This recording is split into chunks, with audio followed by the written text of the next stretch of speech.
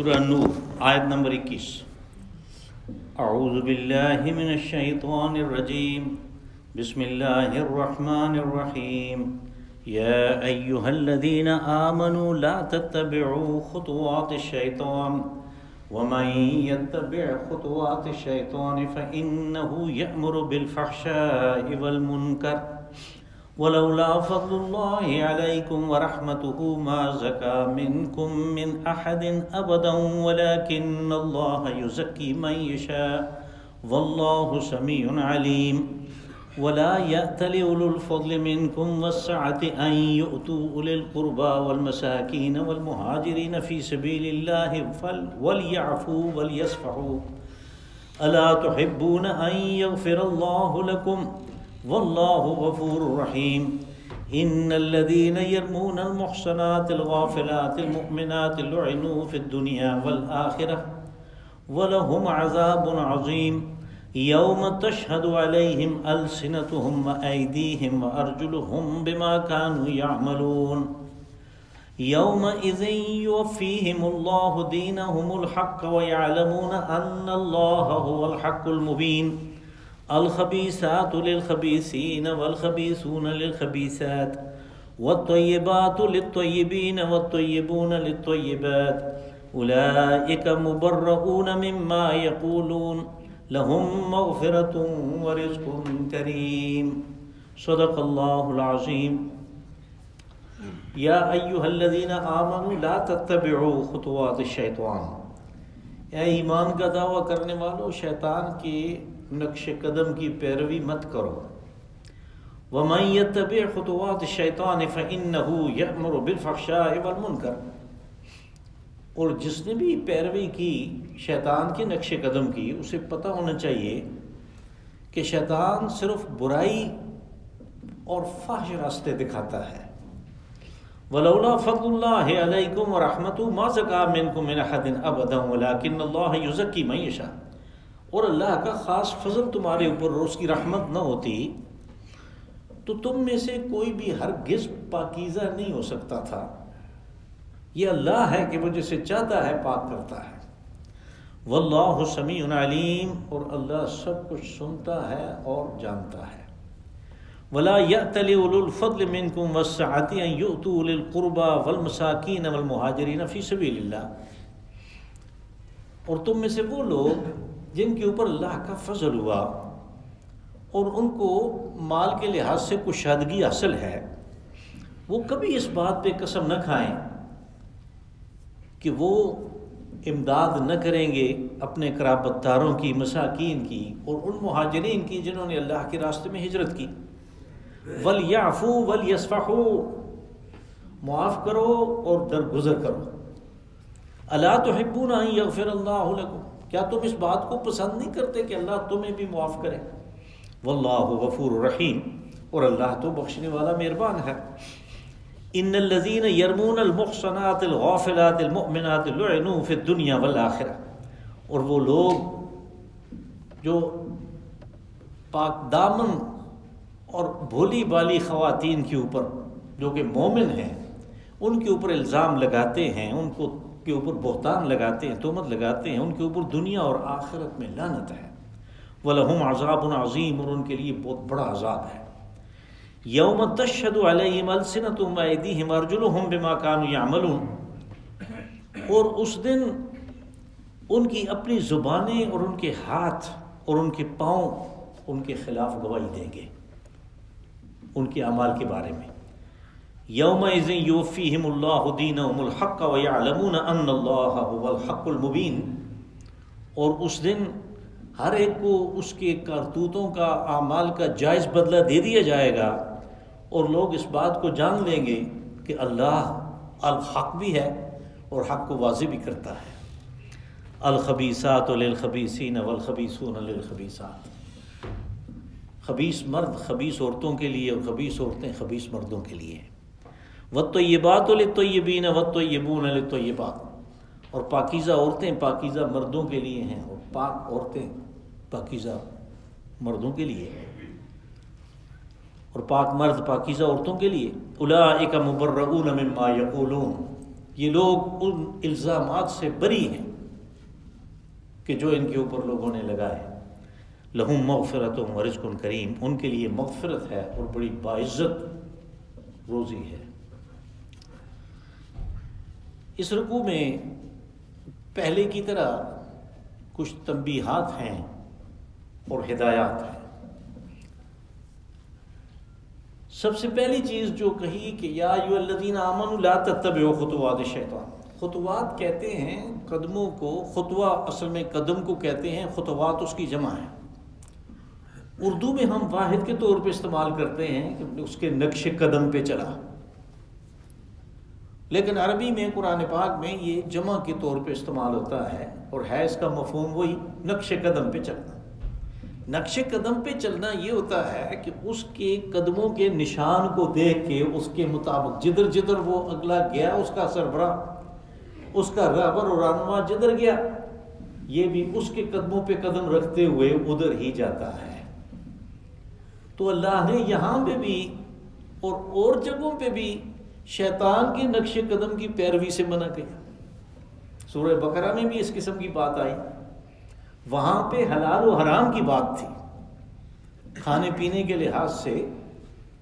تو جو لوگ اپنی طرف سے اللہ کی حلال کردہ چیزوں کو حرام ٹھہراتے ہیں اور اپنی طرف سے اس کی حرام کردہ چیزوں کو حلال ٹھہراتے ہیں، ان کو کہا کہ یہ شیطان کے نقش قدم پہ چل رہے ہیں، اور کہا اس کے نقش قدم پہ مت چلو. یہاں پہ جو سارا جو یہ کچھ ہو رہا ہے، یعنی جو بہتان ترازی ہوئی اور جو تہمتیں لگائی گئیں، ان کے بارے میں ہدایات ہے کہ آئندہ اس قسم کی بات نہ ہو. تو کہا کہ شیطان کے نقش قدم کی پیروی مت کرو کہ وہ تمہاری اخلاقی ساکھ کو اور اخلاقی برتری کو وہ ضائع کرنا چاہتا ہے. اور اگر تم ایسا کرو گے، یعنی جو بھی ان میں سے یہ افرادی ان افراد کا اپنا کام ہے، تو کہا کہ جو بھی اس کی پیروی کرے گا اس کو اس بات کا پتہ ہونا چاہیے کہ شیطان کبھی بھی جنت کے راستے پہ آدمی کو نہیں لے جاتا، اعمال صالحہ کے راستے پہ نہیں لے جاتا. وہ تو لے کر جائے گا فحشاء اور منکر پہ، یعنی وہ آدمی کی رہنمائی کرے گا، وہ اس کی رہبری کرے گا، وہ اس کو لے کر جائے گا ادھر کہ جدھر فحش باتیں ہیں اور جدھر منکرات ہیں، ساری برائیاں ہیں. وَلَوْلَا فَضْلُ اللَّهِ عَلَيْكُمْ وَرَحْمَتُهُ مَا زَكَىٰ مِنْكُمْ مِنْ أَحَدٍ وَلَٰكِنَّ اللَّهَ يُزَكِّي مَن يَشَاءُ. اب یہ ایک خاص بات ہے کہ آدمی جب کسی دوسرے پہ تہمت لگاتا ہے یا اس نے دوسرے کے بارے میں بات سنی اور بغیر تحقیق کے اس کو قبول کر لیا اور پھر اس کی تشہیر کا انتظام کرنا شروع کر دیا، تو اس میں ایک مخفی پہلو ہے کہ وہ اپنے آپ کو بڑا پاکیزہ سمجھتا ہے، اپنے آپ کو بڑا متقی سمجھتا ہے. جبھی تو اس نے جس دوسرے کے بارے میں بھی اس کو بات پہنچی کوئی ایسی غلط سلط بات، تو اس نے اس کو یقین کر لیا، کیونکہ اسے اس چیز کا زوم ہے کہ میں بڑا پاکیزہ اور میں بڑا متقی اور میں بڑا نیک آدمی. کہا جو لوگ تہمت لگاتے ہیں ان کو پتہ ہو یا نہ ہو، یہ ایک اندرونی بات ہے کہ اس کے اندر یہ چیز پائی جاتی ہے کہ میں بڑا متقی ہوں. یہ دوسرے سارے خراب لوگ ہیں. کہا کہ ایسے مت کرو. اللہ کا فضل اور اس کی رحمت نہ ہوتی تو تم میں سے کوئی بھی ہرگز پاکیزہ نہیں ہو سکتا تھا. یعنی اس قسم کی فحشاء اور منکرات سے اپنے آپ کو وہ بچا کے پاک نہیں بن سکتا تھا. یہ تو اللہ کی مہربانی ہوئی، یہ تو اس کا فضل ہوا کہ اس نے تمہیں ایسا بنا دیا کہ تم اپنی نگاہ میں اپنے آپ میں حساب کرتے ہو تو دیکھتے ہو کہ میں تو کوئی ایسی برائی نہیں کر رہا، بری حرکت نہیں کر رہا، لیکن دوسروں کے بارے میں یہ چیز نہیں سوچنا کہ وہ مجھ سے کمتر ہیں اپنے اعمال کے لحاظ سے، اپنے عقائد کے لحاظ سے، کہ یہ چیز یعنی یہ غرور ہے، یہ گھمنڈ ہے. یہ گھمنڈ کسی کو بھی نہیں ہونا چاہیے، اس لیے کہ یہ اس کی اپنی کمائی نہیں ہے. کہا وَلَٰكِنَّ اللَّهَ يُزَكِّي مَن يَشَاءُ. اس اللہ کا شکر ادا کرنا چاہیے کہ جس نے تمہیں پاکیزہ بنایا ہے، جس نے تمہیں برے اعمال سے بچایا ہے، جس نے تمہیں فحشاء اور منکرات میں ملوث ہونے سے بچایا ہے، اس کا شکر ادا کرنا چاہیے اور اس سے توفیق طلب کرنی چاہیے کہ آئندہ بھی مجھے اس قسم کے کاموں میں ملوث نہ ہونے دے. واللہ سمیع علیم کا جو لوگ اس قسم کے پروگراموں میں شریک ہو جاتے ہیں تو اور بہتان کے کاموں میں شریک ہو جاتے ہیں، انہیں یہ بھی پتہ ہونا چاہیے کہ اللہ سب کچھ سنتا ہے، وہ جانتا ہے کہ کون کیا کر رہا ہے، یعنی اس سے مخفی کچھ بھی نہیں رہ سکتا۔ وَلَا يَأْتَلِ أُولُو الْفَضْلِ مِنْكُمْ، اب یہ جو ہے ایک خاص واقعہ، یہ اس کو سمجھنے کے لیے یہ بات یاد رکھیں کہ قرآن حکیم میں جو شان نزول ہے وہ شان نزول اس لیے نہیں ہوتا کہ یہ اس واقعہ کے متعلق یہ آیت اتری اور بات ختم ہو گئی، نہیں، شان نزول اس کو سمجھنے کے لیے کہ اس سلسلے میں یہ اترا ہے اور یہ حکم ہمیشہ ہمیشہ کے لیے ہے، آئندہ بھی 1000 سال 2000 سال 3000 سال بعد جب تک یہ دنیا ہے کبھی اس قسم کا واقعہ ہوا تو یہی حکم اس کے اوپر لاگو ہوگا، یہ وہاں پہ ختم نہیں ہو گیا۔ وہ تو اس کو سمجھنے کے لیے ہے کہ کتنی آسانی سے آپ دیکھیں یہ آیت جو ہے یہ آپ کی، یہ 2 آیتیں آپ کی سمجھ میں آئیں گی۔ واقعہ یہ ہوا کہ جب حضرت عائشہ صدیقہ رضی اللہ عنہ پہ جو ام المومنین ہیں، جب ان پہ تہمت لگی اور پھر اس کا چرچا بھی ہونے لگا تو ایک طرف حضور صلی اللہ علیہ وسلم کو ایک ذہنی اذیت ہوئی تو دوسری طرف حضرت ابو بکر صدیق رضی اللہ عنہ کو، کہ ان کی وہ بیٹی ہیں، ان کو بھی ذہنی اذیت ہوئی۔ اب جب برات ہو گئی، اور یہ برات جو ہے یہ آنن فانن نہیں اتری بلکہ یہ 1 مہینے کے بعد، یہ جو آخر میں بات آئی نا کہ وہ اس سے مبرؤون مما یقولون، وہ بری ہیں اس قسم کی تہمتوں سے جو لوگوں نے لگائی ہیں، تو یہ آیات جو ہیں یہ 1 مہینے کے بعد اتری ہیں کہ ایک آزمائش 1 مہینہ جاری رہی۔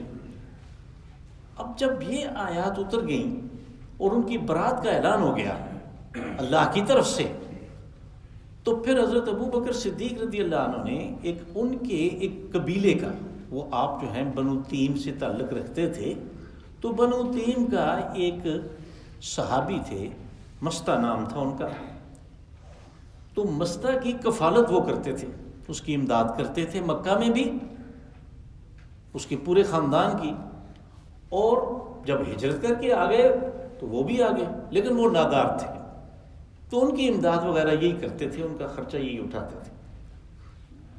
وہ بھی چونکہ اس کام میں شریک تھے، اس چرچا کرنے میں چونکہ حضرت مستہ بھی شریک ہو گئے، تو حضرت ابو بکر صدیق رضی اللہ عنہ نے قسم کھائی کہ آئندہ میں اس کی امداد نہیں کروں گا۔ یہ آیات اس سلسلے میں اتری ہے، وَلَا يَأْتَلِ أُولُو الْفَضْلِ مِنْكُمْ وَالسَّعَةِ أَن يُؤْتُوا أُولِي الْقُرْبَىٰ، کہ تم میں سے کوئی شخص اس قسم کی قسم نہ کھائے جس کو اللہ نے مال و دولت دیا، اس کو کشادگی دی کہ وہ امداد نہیں کرے گا کس کی؟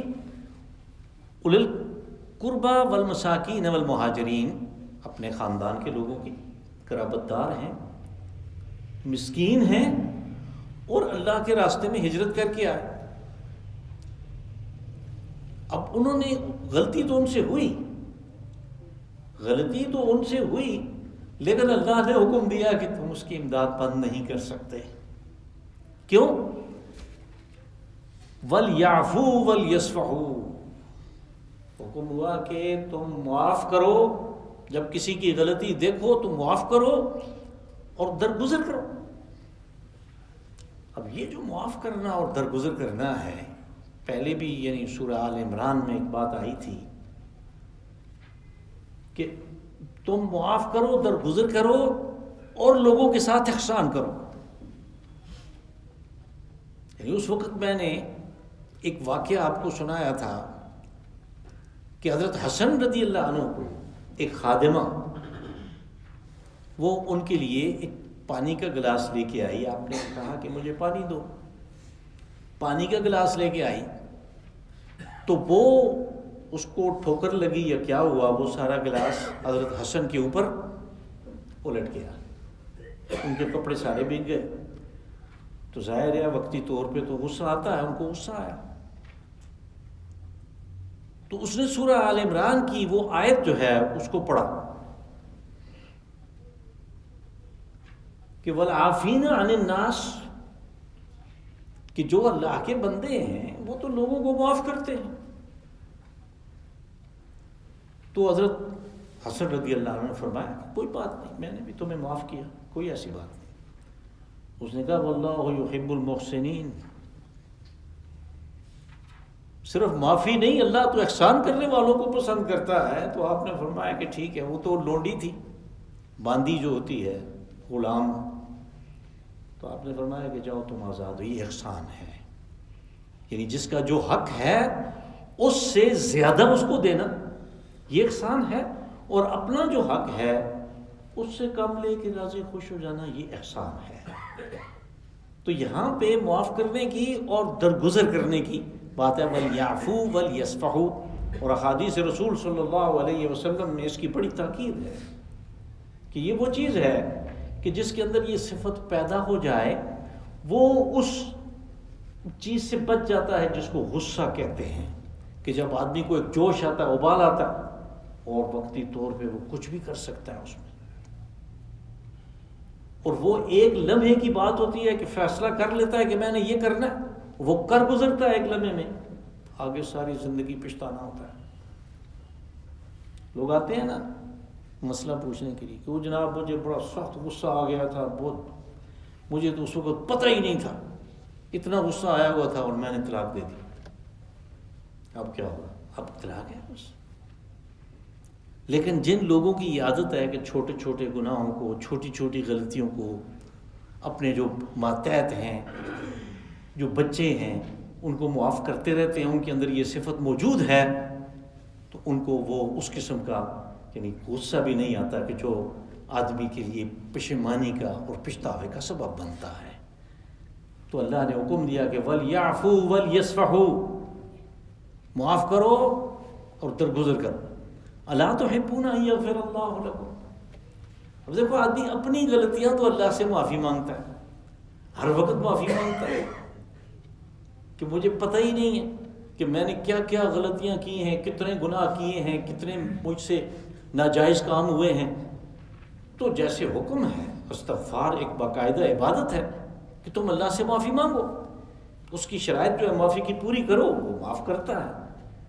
کہا اللہ تو معاف کرتا ہے تو تم بھی معاف کرو نا، تخلقوا باخلاق اللہ، جیسے وہ معاف کرتا ہے تم بھی معاف کرو۔ اور پھر یہ ہے کہ جو معاف کرتا ہے لوگوں کو، اللہ اس کی غلطیاں معاف کرتا ہے۔ یعنی جیسے رسول اللہ صلی اللہ علیہ وسلم نے فرمایا کہ ارحمکم ارحموا من فی الارض یرحمکم من فی السماء، تو جو زمین میں ہیں لوگ، دوسرے حیوانات بھی، تم ان کے اوپر رحم کرو، جو آسمانوں میں ہے وہ تمہارے اوپر رحم کرے گا، جب تم معاف کرو گے وہ بھی معاف کرے گا۔ تو کہا کہ الا تحبون ان یغفر اللہ لکم، تم اس بات کو پسند نہیں کرتے کہ اللہ تمہارے بھی گناہ معاف کرے؟ تو وہ اس یعنی لوگوں کو معاف کرنے کے سلسلے میں وہ تمہارے گناہ معاف کرے گا۔ واللہ غفور رحیم، وہ بخشنے والا مہربان ہے۔ تو تم بھی اپنے اندر یہ صفت پیدا کرو۔ تو پھر وہ واقعہ جو ہے وہ اس طرح ہوا کہ حضرت ابو بکر صدیق رضی اللہ عنہ نے استغفار بھی کی اور اس کی وہ امداد جو ہے وہ جاری کر دی مستاقی۔ ان الذين يرمون المحصنات الغافلات المؤمنات لعنوا في الدنيا والآخرة۔ اب یہ اس باب میں قطعی احکامات آ گئے کہ وہ لوگ جو ایسی محسنات پہ، محسنات سے مراد یعنی جو کسی کی قید نکاح میں ہیں اور پاکیزہ ہیں، وہ پاک دامن ہیں۔ غافلات سے مراد یعنی وہ بھولی بھالی خواتین ہیں، ان کو اس قسم کے فریب جو ہیں ان کا پتہ ہی نہیں ہے کہ لوگ کیا کر رہے ہیں۔ یہاں پہ خاص نقطہ ہے، یہ حضرت عائشہ صدیقہ رضی اللہ عنہ کی طرف اشارہ ہے کہ ان کو ان کاموں کا کیا پتہ ہے، ان کو تو پہلے سے حکم ہو چکا کہ کرن فی بیوتکن ولا تبرجن تبرج الجاہلیۃ الاولی، جو سورہ احزاب میں آیا کہ گھر میں ٹک کے رہو، کرن فی بیوتکن، اور باہر دوسری عورتوں کی طرح تو مت پھر، زمانہ جاہلیت میں جیسے پھرتی تھی ایسے تو مت۔ اب جو باہر ہی نہیں جاتی ہیں، اپنے حجرے میں ہیں، ذکر اذکار میں مشغول ہیں، ان کو کیا پتہ ہے کہ وہ اس قسم کے فریب کا اور اس قسم کی چیزوں کا، تو ان کے لیے لفظ استعمال ہوا غافلات، بولی بھالی خواتین۔ مومنات اور مومنہ ہیں، ان کے لیے ایسے لوگ جو کس قسم کی خواتین پہ تہمت لگاتے ہیں، بہتان لگاتے ہیں، تو ان کے لیے لعنت ہے دنیا اور آخرت میں، اور ان کے لیے بڑا عذاب ہے، یعنی عذاب عظیم تشبیہ ہے دوزخ کے عذاب کی۔ یوم تشہد علیہم السنتہم وایدیہم وارجلہم بما کانوا یعملون۔ اب یہ ہے کہ جس دن گواہی ان کے خلاف، علیہم، یہ میں نے کہا کہ یہ قرآن پاک کو سمجھنے کے لیے عربی زبان کا یہ اسلوب سمجھنا چاہیے کہ گواہی یا کسی کے حق میں ہوتی ہے یا خلاف ہوتی ہے۔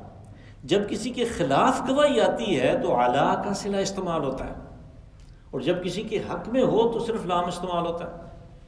یا علیہم ہے، یعنی ان لوگوں کے خلاف ان کی اپنی زبان بول اٹھے گی، اور جو ان کے ہاتھ بول اٹھیں گے اور ان کے پاؤں بول اٹھیں گے، ارجلہم وایدیہم۔ اور سورہ یاسین میں کہا نا الیوم نختم علی افواہہم، ہم ان کے منہوں کے اوپر مہر لگا دیں گے، بند کر دیں گے۔ وہ ڈاک کے تھیلے پہ مہر لگاتے ہیں نا، بند کر دیتے ہیں، بند کر دیں گے۔ وتکلمنا ایدیہم وارجلہم بما کانوا یعملون، ہمارے ساتھ پھر گواہی کے طور پہ ان کے ہاتھ اور پاؤں بات کریں گے کہ یہ کیا کرتا رہا ہے۔ یعنی وہاں محشر میں خارج سے گواہ لانے کی ضرورت ہی نہیں ہے، اندر سے گواہ موجود ہے، ان کی بھی زبانیں گواہی دیں گی ان کے خلاف کہ اس نے یہ کام کیا ہے، اور پھر اس کے ہاتھ اور پاؤں بھی گواہی دیں گے کہ یہ کام کرنے کے لیے کہ کدھر کدھر گیا اور اس نے کیا کیا چیز جو ہے ہاتھوں کو کیسے کیسے استعمال کیا، بما کانوا یعملون، جو کچھ وہ کرتے تھے۔ یومئذ یوفیہم اللہ دینہم الحق ویعلمون ان اللہ هو الحق المبین۔ کہا جس دن کی یہ گواہی کی بات ہو رہی ہے، یہ وہ دن ہے کہ جس دن ہر ایک کو اس کے کیے کا پورا پورا بدلہ چکا دیا جائے گا۔ یہاں دین سے مراد وہ جزا ہے، بدلہ ہے۔ میں گزارش کرتا ہوں نا کہ دین جو ہے مختلف معانی میں استعمال ہوتا ہے، یہاں اس سے مراد جزا ہے، اور وفا یوفی کہتے ہیں پورا پورا وصول کرنے کو، وہ پورا پورا لے لے گا، جو کچھ اس نے کیا اس کا اجر اس کو، اس کی جزا، اس کی سزا جو کچھ بھی ہے وہ پوری پوری مل جائے گی، اور جس کی طرف سے ملے گی اس کے بارے میں یہ وصول کرنے والے خود بولیں گے کہ یہ الحق ہے، یعنی جو کچھ ہمیں دیا گیا، جو سزا دی گئی یا جو جزا دی گئی، یہ بالکل عین عدل کے مطابق ہے، انصاف کے مطابق ہے۔ اور یہ کہ انہیں پتہ چل جائے گا کہ اللہ تو ہر چیز کو واضح کرتا ہے، المبین، واضح کرنے والا ہے، وہ کسی چیز کو مبہم میں کسی کو ایسے اس حال میں چھوڑنے والا نہیں ہے، وہ سامنے آ کے رہتی ہے، اشکارا ہوتی ہے۔ اب یہ جو آگے آیت ہے یہ بھی محشر کے، اور وہاں پہ جو فیصلہ ہونا ہے یوم التغابن، یہ بھی اس کے بارے میں۔ قال خبیثات للخبیثین والخبیثون للخبیثات، وہاں پہ جب جوڑے بنیں گے، وہاں پہ جب علیحدہ علیحدہ لوگ ہوں گے، جیسے قرآن پاک میں اور جگہوں پہ بھی ہے، سورہ نمل میں کہا یوم نحشر من کل امۃ فوجا ممن یکذب بآیاتنا فہم یوزعون، لوگوں کو تقسیم کیا جائے گا اچھے اور برے میں۔ تو جب اس تقسیم کے اندر مزید تقسیم ہوگی تو پھر جو برے ہیں، جو خبیث ہیں، وہ خبیث عورتوں کے ساتھ ان کے جوڑے بنائے جائیں گے، اور جو خبیث عورتیں ہیں ان کو خبیث مرد ملیں گے۔ یہ دنیا کے بارے میں نہیں ہے، دنیا میں کچھ بھی ہو سکتا ہے۔ حضرت نوح علیہ السلام کی بیوی ایمان نہیں لائی اپنے خاوند پہ جو رسول تھا، حضرت لوط علیہ السلام کی بیوی خاوند پہ ایمان نہیں لائی جو کہ رسول تھا، وقت کا رسول تھا، جلیل القدر۔ دنیا میں یہ بھی ہے۔ اور فرعون کی بیوی وہ مومنہ تھی۔ یعنی دنیا میں سب مکس چلتا ہے، لیکن وہاں پہ اس قسم کا یعنی خبیث اور طیب آپس میں مکس نہیں ہوں گے، بلکہ خبیث عورتوں کو خبیث مرد ملیں گے، اور خبیث مرد جو ہیں اور طیب مرد جو ہیں ان کو طیب اور پاکیزہ عورتیں ملیں گی۔ اللہم صلی وسلم وبارک وانعم علی عبدک۔ آگے جو ہے وہ حضرت عائشہ کی آخری برات کا اعلان ہے، اولئک مبرؤون مما یقولون۔ تو یہ بات میں اس لیے آیا ہے کہ اس کے ساتھ یہ چیز ملی ہوئی ہے کہ یہ جو طیبات اور طیبین ہیں یہ اس سے بری ہوں گے جو دنیا میں تہمتیں ان کے اوپر لگائی گئی، اور ان کے لیے مغفرت بھی ہے اور بڑی باعزت یعنی جنت کی نعمتوں کی جو بشارت ہے، جو اس کا مظہر ہے وہ بیان ہوا، مغفرت و رزق کریم۔ اللہم صلی وسلم وبارک وانعم علی عبدک ورسولک ونبیک محمد صاحب المقام المحمود والحوض المورود وعلى آلہ واصحابہ الکرام